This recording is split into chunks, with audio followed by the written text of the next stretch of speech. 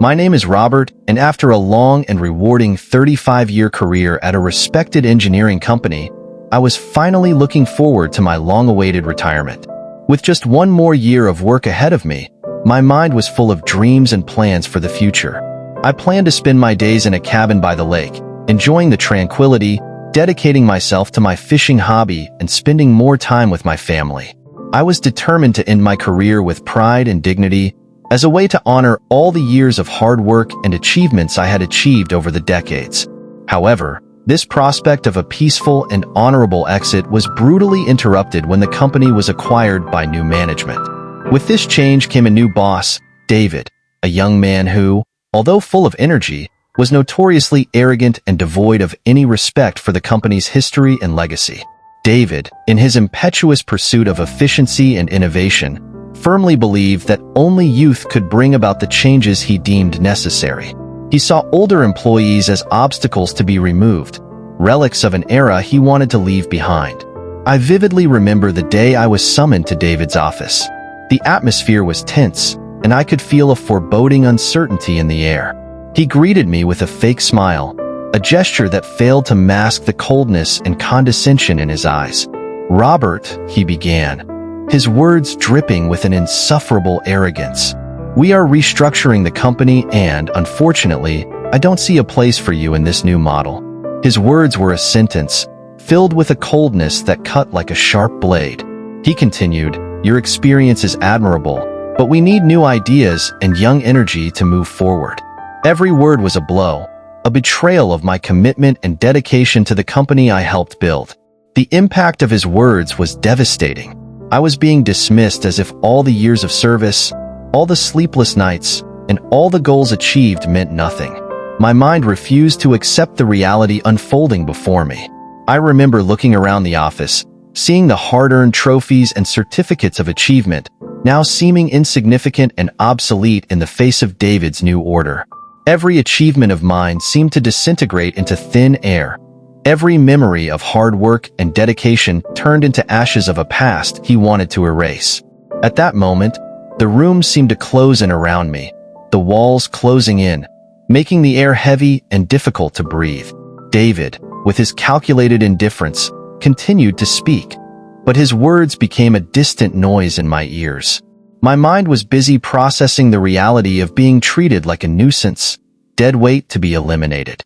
What hurt most was not the dismissal itself, but the fact that everything I had worked for and strived for was being discarded without any consideration or respect. I had dedicated my life to that company, and now I was simply thrown away as if I were worthless. As he continued his impersonal speech, a mixture of anger and despair began to build inside me. I knew I was being the victim of prejudice, of a myopic vision that failed to see the value of experience and wisdom accumulated over the years. "David," I said, trying to remain calm, "you may not see the value of experience, but don't underestimate what a lifetime of work and dedication can bring to a company." My words, however, fell on deaf ears, reflecting his determination to move forward without me.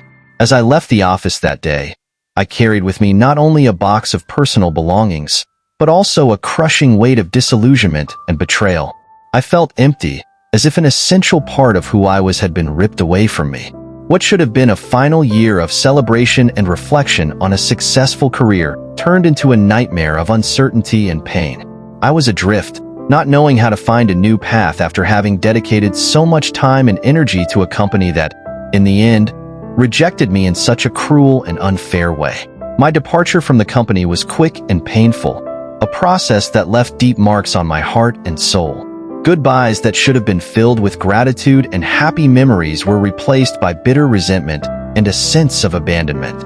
Longtime colleagues, who had always treated me with respect and camaraderie, now avoided my gaze, as if I carried a contagious disease.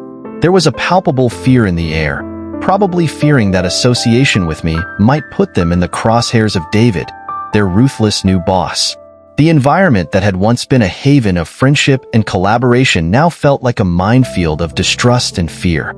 As I packed my belongings, each object I kept in the box seemed to weigh tons, not just because of their physical weight, but because of the emotional burden they carried.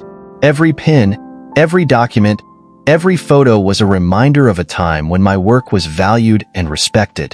I looked at the certificates and awards that once filled me with pride, now seemed like just worthless pieces of paper. I felt betrayed and devalued, as if my entire career and dedication were disposable. With each packed object, a part of me seemed to be lost, buried under the crushing weight of disappointment and loss. Farewell to my colleagues was bittersweet, a painful contrast to the celebrations and achievements we had shared over the years. Some expressed their sympathies, but the atmosphere was heavy with an uncomfortable silence. "Robert, I'm so sorry this happened," said Susan, a colleague I've worked with for more than a decade. His eyes were filled with sadness, but also helplessness. "You do not deserve it." His words, although well-intentioned, could not ease the pain of the injustice he was experiencing. They were a reflection of my own inability to understand how years of dedication and commitment could be undone in an instant. Other colleagues approached to offer words of support, but their voices were drowned out by the tense atmosphere. "Robert, I hope you find something better," John said, his tone encouraging but also bitterly resigned. The solidarity they offered was a small consolation amid a sea of bitterness and disillusionment. I could see in their eyes the concern for their own futures, an uncertainty that spread like a dark shadow over the workplace. They were all stuck in the same boat, struggling to keep their own heads above water in a sea of change and insecurity. When I finally left the building for the last time, a wave of conflicting emotions washed over me. I looked back one last time, taking in the place that had been my second home for so many years. The building, with its windows reflecting the sunlight, seemed so familiar and yet so distant. I felt an immense emptiness, as if I was leaving a vital part of myself behind. Every step I took towards the exit door was a silent farewell to a chapter of my life that had come to an abrupt and unfair end. As I walked toward the parking lot, I felt the weight of the world on my shoulders. Each step was a reminder of what I had lost and what would never be the same. As I reached my car, I took one last look at the building that held so many memories. A sense of profound loss enveloped me, and the tears I had been holding back began to flow freely. It was as if an era of my life was closing, a tragic end to a chapter that I had hoped would end very differently. As I got into the car and started the engine, I felt a strange mix of sadness and relief. The road ahead seemed long and uncertain, a path I would now have to travel without the security and stability that the company had provided me for so long. But despite the pain and disappointment, there was a spark of hope inside me, a small light that told me that somehow I would find a new purpose and a new direction. And with that hope, I moved forward, determined to rebuild my life and find a new beginning, despite the shadows of the past that still hung over me. I returned home that day with a heart so heavy that every step felt like a monumental effort. The familiar road home, which always brought me a feeling of relief after a long day of work, now seemed endless and bleak. The trees that lined the path, once symbols of tranquility, now seemed to close in on me, creating a tunnel of uncertainty and fear. When I finally arrived at my front door, I felt like I was leaving behind an entire chapter of my life, a chapter that ended abruptly and painfully. The future that seemed so certain was now a fog of uncertainty, a sea of frightening possibilities that I didn't know how to face. Jane, my wife, was in the kitchen when I walked in, and upon seeing my face, she immediately knew something was terribly wrong. His eyes, always full of love and understanding, now reflected deep concern. Without saying a word, she hugged me, and in that moment, I felt the depth of her unconditional love and support. "Robert, we'll get through this together," she said, her soft, caring voice trying to break through the darkness that enveloped my heart. Her words were a balm for the pain I felt, but even Jane's love couldn't fill the emptiness that had settled inside me. The injustice he had suffered seemed like a relentless shadow, ever present, ever oppressive. In the weeks that followed, my life became a constant struggle with depression and the crushing feeling of having been wronged. Each morning was a battle to get out of bed, a monumental effort to face a new day that seemed to have no purpose. The walls of our home, which had once been a haven of joy and security, now seemed to close in around me, suffocating me with the constant reminder of what I had lost. Every corner, every object, was an echo of my failure, a reminder of the future that had been ripped away from me so cruelly. I sought solace in activities that once brought me joy, trying desperately to find a sense of normalcy. Gardening, which had always been a peaceful escape, now seemed like a pointless chore, and the flowers I planted wilted under the weight of my discouragement. Reading, which had once transported me to worlds of fantasy and adventure, was now just an empty distraction, unable to shake off the bitter thoughts that permeated every waking moment.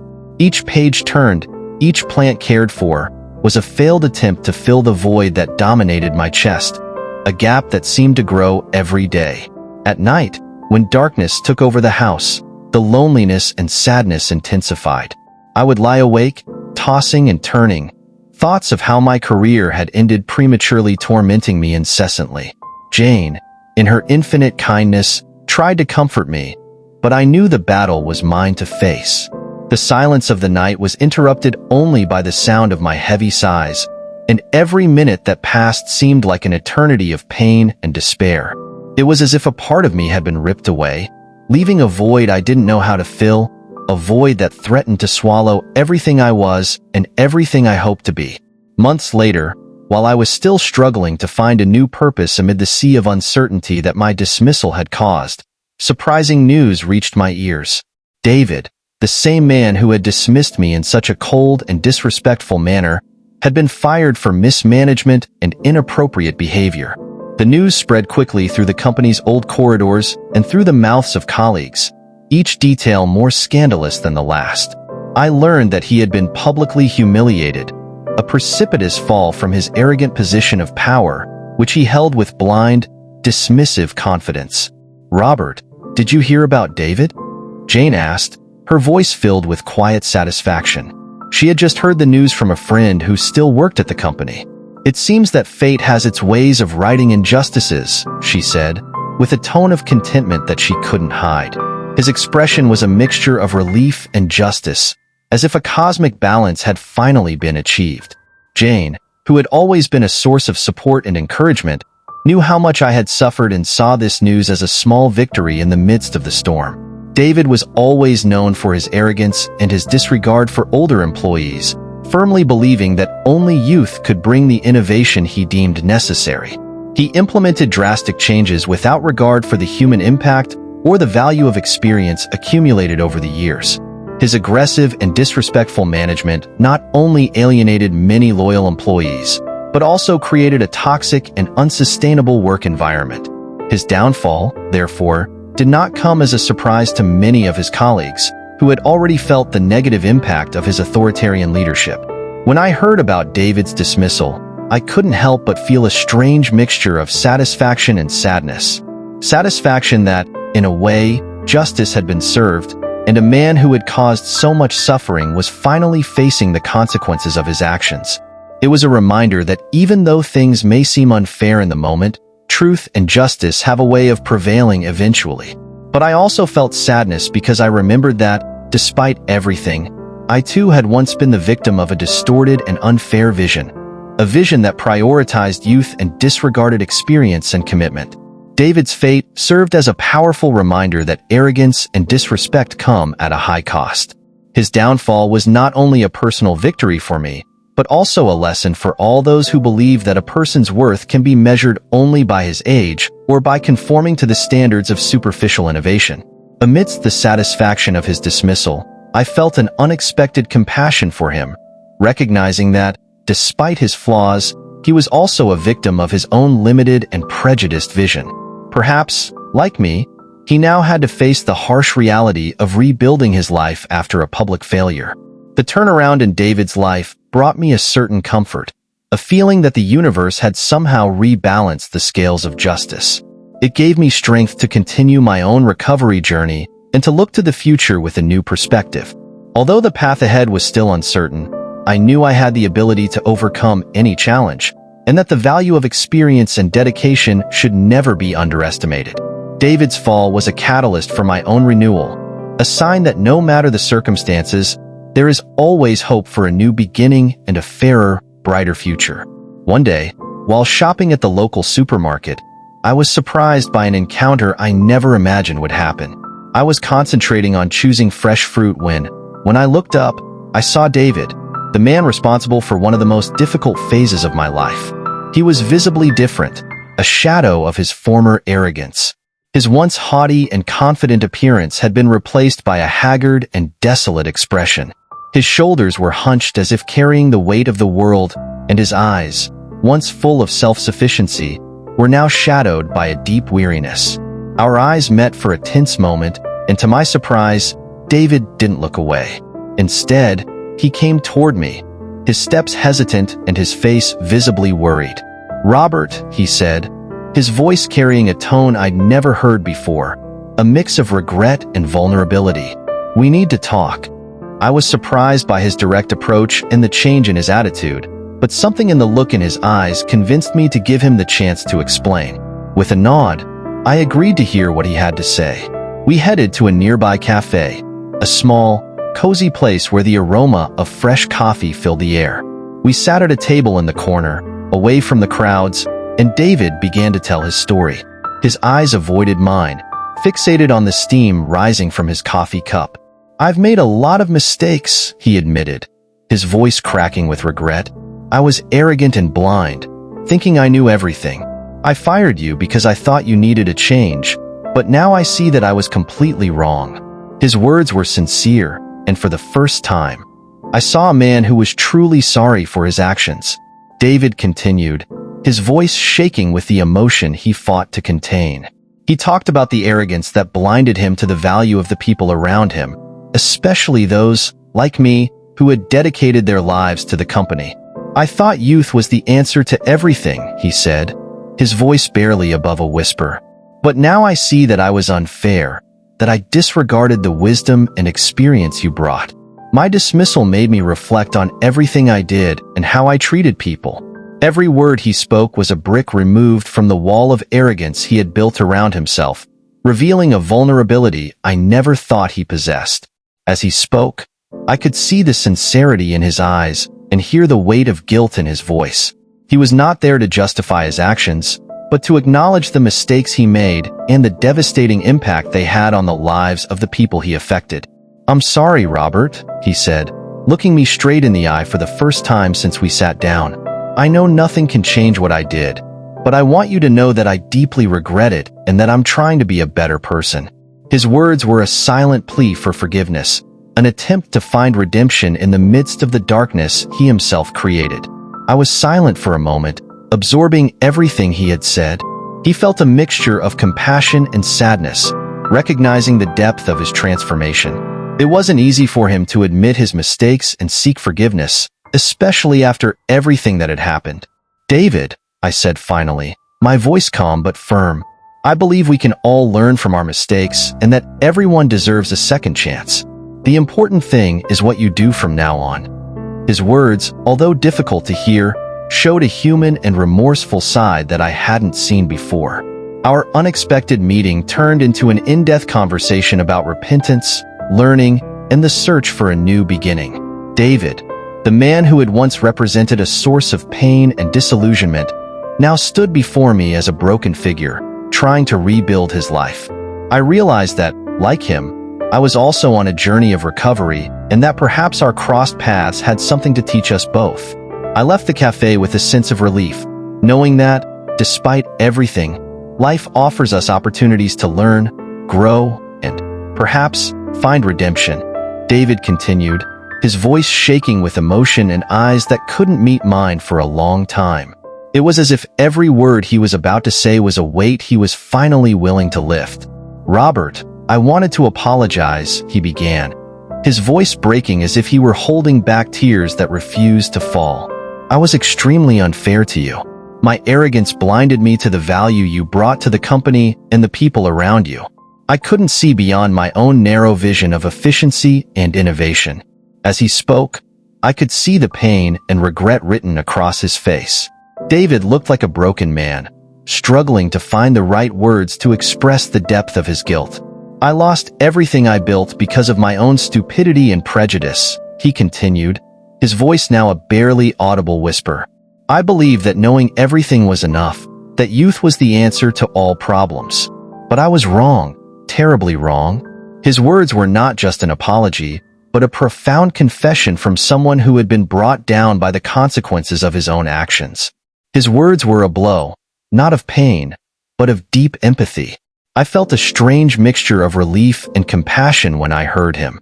It was clear that David was truly remorseful and that his dismissal had been a painful and transformative learning moment. He was there, not as the arrogant man who once fired me without any consideration, but as a vulnerable human being asking for forgiveness for his actions. "I was so blind, Robert," he said, his voice barely above a whisper.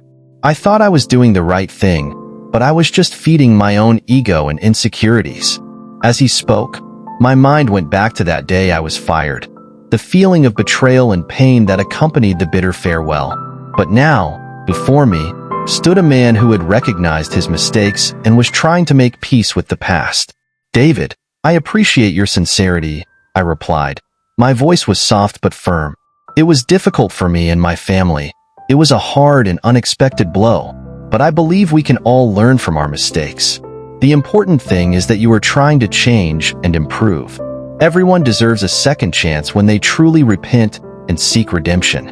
David nodded slowly, his eyes full of gratitude and humility. He seemed relieved to have finally found the courage to admit his mistakes and ask for forgiveness. "I know I can't change what happened, but I'm committed to being a better person. I want to use this experience to help others and prevent them from making the same mistakes I did," he said. The determination in his voice was palpable.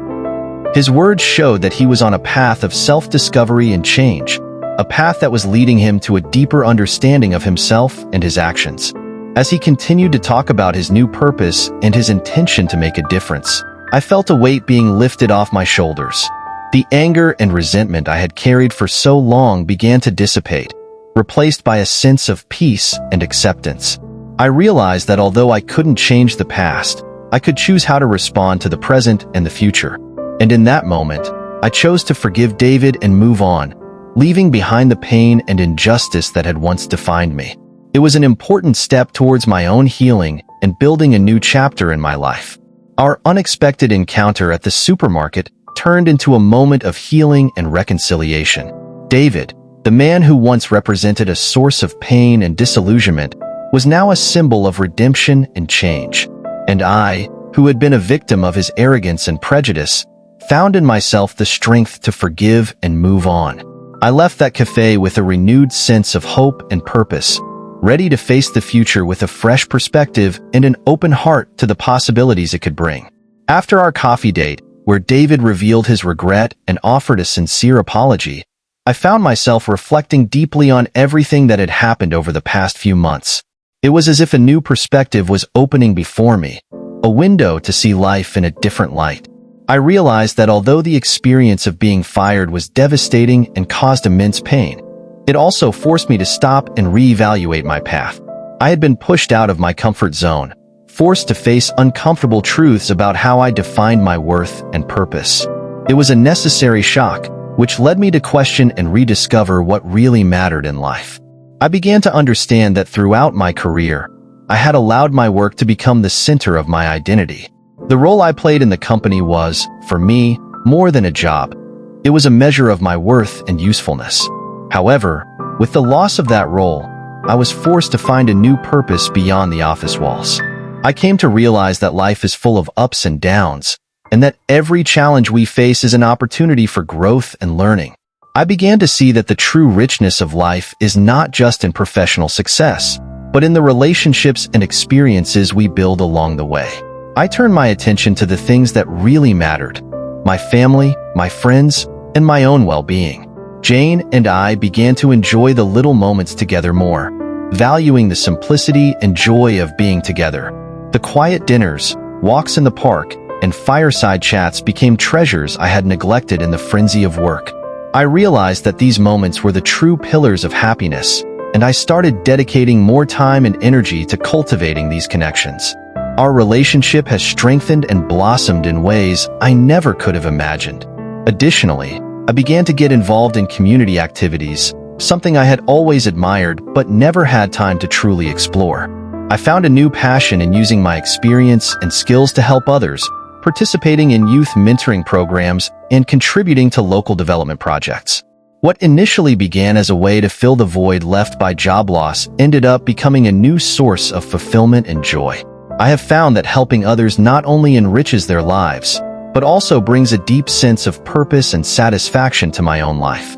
This community involvement not only filled an emotional void, but also gave me a new direction. I started to see the positive impact I could have, the difference I could make in the lives of those around me. Every small gesture, every word of encouragement, and every supportive action became steps on a journey of rediscovery and self-worth. I realized that although I had lost a significant part of my life through being fired, I gained a new perspective that was broader and more meaningful than any professional success could offer. Reflecting on everything that had happened, I realized that the dismissal, although painful, had been a blessing in disguise. It was a difficult lesson, but one that allowed me to grow in ways I never would have imagined if I had continued on the same path. I found a new balance, a new sense of purpose, and a new appreciation for life. Now, I was ready to embrace the future with a more open heart and a clearer mind, knowing that no matter what challenges came my way, I had the strength and wisdom to overcome them. Sometime later, when I had already started to get used to the new routine away from the corporate environment, I received a job offer from a competing company. They had heard about my situation and were interested in my experience and knowledge.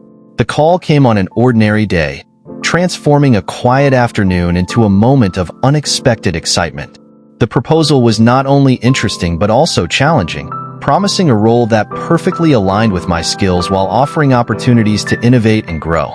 I discussed the offer with Jane, who has always supported me in my decisions, and together, we decided it would be a perfect chance to start over. This new job represented more than just an opportunity to continue working. It was a chance to rebuild my career in a way I had never imagined. The competing company valued diversity of ages and experiences, something that was clear from the beginning of negotiations. Upon accepting the offer, I felt a surge of hope and renewal, a renewed belief that I could not only get back on my feet, but also thrive in an environment that recognized the value of experience and knowledge accumulated over the years. The feeling of being desired and valued for my skills was an injection of encouragement that I hadn't felt in a long time. Upon starting in this new environment, I was greeted with respect and admiration by my colleagues and superiors. The company had a culture of valuing different perspectives and experiences, something that immediately made me feel welcome. From day one, my experience was not only recognized but celebrated. I was involved in important meetings and strategic projects, and my opinion was sought and considered in key decisions. Every compliment and every recognition was proof that, even after such a hard blow, it was possible to rise again and find an even better path. The team around me was diverse and enthusiastic, made up of people of different ages and backgrounds, each bringing their own wealth of knowledge and skills. This inclusive environment gave me new hope for the future. I was surrounded by individuals who believed in the value of intergenerational collaboration and the richness it brings to developing innovative solutions. This attitude of mutual respect and appreciation for diversity of experiences was a breath of fresh air, a validation that I still had a lot to offer, regardless of my age. As the weeks went by, I began to realize that this new phase of my career was not just a continuation, but a true opportunity for renewal. With each new challenge, with each new responsibility, I felt an energy and enthusiasm that I hadn't experienced in a long time. My previous trajectory, marked by a painful dismissal, now seemed like a bridge that brought me to a much more promising destination. The lessons learned and the experiences accumulated were not in vain. They prepared me for a role that not only valued my past, but also allowed me to look to the future with renewed optimism. The experience of being welcomed into an environment where my contribution was genuinely valued, and where my presence was desired gave me a new perspective on what it means to work as a team and contribute to something bigger. The feeling of being part of an organization that recognizes the value of accumulated experience and that encourages collaboration between different generations filled me with pride and satisfaction. Each day at work was a confirmation that, even after a period of adversity, reconstruction is possible and often leads to even more rewarding and enriching paths. So, With Jane's constant support and the renewed motivation I found with each new day at work, I began to write a new chapter in my professional life. I was determined to make the most of this opportunity, bringing to the company not only my experience and skills, but also the passion and dedication that characterized me. The dismissal that once seemed like the end of the world was now seen as a fresh start, a chance to redefine my purpose and build something even bigger and more meaningful. Months later, when my new career was blossoming and I was beginning to find a new balance in my life, I received an unexpected call. It was David. His voice on the phone sounded different, calmer, and more introspective than I remembered. He explained that he was working as a freelance consultant and wanted to meet to discuss possible collaboration on a project. The initial surprise gave way to genuine curiosity. I accepted his invitation, curious to see what he had in mind and how time and circumstances had shaped his vision. We arranged to meet at a discreet cafe in the city center, a place I frequented for moments of reflection and relaxation. When I arrived, I saw David sitting at a table in the back, his posture more relaxed and less imposing than before. Upon seeing me, he stood up with a smile that seemed genuine. We shook hands cordially, and he invited me to sit. The atmosphere was strangely comfortable, as if time and distance had begun to heal old wounds. I could tell he was really interested in giving back and learning from the past. David began to speak with a sincerity I had never seen before. He told me about his new perspective, about how his dismissal had been a turning point that forced him to reevaluate his life and his attitudes. "Robert, I want you to know that I learned a lot from what happened," he said, his eyes shining with an intensity that spoke of regret and redemption. "I understood that each member of a team has a unique value, regardless of age or experience. It was something I was completely unaware of, but now I see it clearly." His words touched me, and I was struck by the depth of his transformation. He explained that he was working on a project that involved creating a platform to support and integrate professionals from different generations into the job market. His vision was to promote an environment where the experience of older people was valued as much as the energy of younger people. "I want everyone, regardless of age, to have the opportunity to contribute and learn from each other," he said, his voice filled with passion. "I know it's hard to forgive, but I hope we can work together to make a difference." His words were sincere and filled with new conviction, proof that he had truly learned from his mistakes. I felt a mix of emotions upon hearing his words. It was difficult to ignore the past and the pain he had caused, but it was also impossible not to see the sincerity in his eyes and the commitment to change he demonstrated. The idea of collaborating on a project that promoted exactly the values I had always defended, respect, inclusion, and valuing experience, was extremely attractive. I realized that despite everything I had been through, I was ready to leave the past behind and move forward with an open mind and a willing heart. "David, I appreciate your sincerity and I'm willing to give this new phase a chance," I replied, my voice firm and resolute. Our reunion turned into a long conversation about values, experiences, and the importance of learning from mistakes. David shared his ideas enthusiastically, and I could see that he was genuinely committed to making a difference. It was an exchange of ideas and dreams, a discussion that was as much about the past as it was about the future. As we spoke, I realized that the journey we had both been on had led us to a place of mutual understanding and respect. It was proof that, even in the most difficult situations, there is always an opportunity for growth and redemption. At the end of the meeting, we agreed to collaborate on the project, a new adventure that promised to be both challenging and rewarding. I left the cafe with a feeling of peace and renewal, knowing that I was entering a new phase of my life with the confidence that no matter the obstacles, we can always find a way to make a difference and build something meaningful. I accepted David's offer, driven by a combination of curiosity and the sincere hope that our collaboration could really make a difference. Together, we began working on a project that aimed to promote the inclusion and appreciation of professionals of all ages, an initiative that quickly proved to be both challenging and deeply rewarding. Early on, I realized that this was not only an opportunity to share my experience, but also to witness a remarkable transformation in David, who became a more empathetic and understanding leader every day. Our project focused on creating a work environment where diversity of ages and experiences was not only tolerated, but actively celebrated. We implemented reverse mentoring programs, where young professionals learned from more experienced ones and vice versa. We also developed workshops focused on intergenerational skills and how to use the wisdom of veterans and the energy of young people to solve complex problems. True innovation comes when all voices are heard and respected, David would say in our meetings, his words reflecting a new leadership philosophy that promoted inclusion and respect. It was an enriching experience in many ways. I was able to apply years of knowledge and see how my contributions helped shape a new kind of work environment. I watched with satisfaction as David, once the epitome of arrogance and disregard for experience, transformed into a passionate advocate for inclusion and mutual respect. He led with a humility I had never seen from him before, consulting with team members, valuing their opinions, and creating a space where everyone felt valued and heard. Every day of work was a living testimony that, with the right attitudes, it is possible to build something truly special. The project was a resounding success.